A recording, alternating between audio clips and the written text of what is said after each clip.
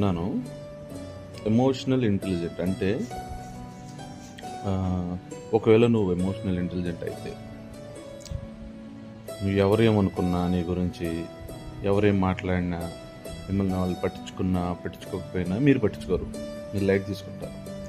ఒకవేళ emotional intelligent కాకపోతే వాళ్ళ మైండ్ సెట్ ఎలా ఉంటుందంటే అప్రాక్సిమేట్గా మీరు ఎక్కడికైనా వెళ్ళి మీరు ఏదైనా ప్రజెంటేషన్ ఇచ్చినా లేదా మీరు ఏదైనా చెప్పినా వాళ్ళు మిమ్మల్ని రిజెక్ట్ చేశారనుకోండి, మిమ్మల్ని పట్టించుకోలేదనుకోండి, అప్పుడు మీరు ఫీల్ అవుతారు.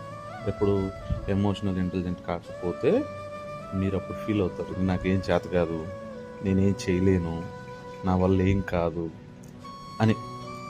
సో నేనేమంటానంటే ప్రతి ఒక్కరూ ఎమోషనల్ ఇంటెలిజెంట్ అయి ఉండాలి. అలా ఎమోషనల్ ఇంటెలిజెంట్ అవ్వకపోతే మిమ్మల్ని మీరు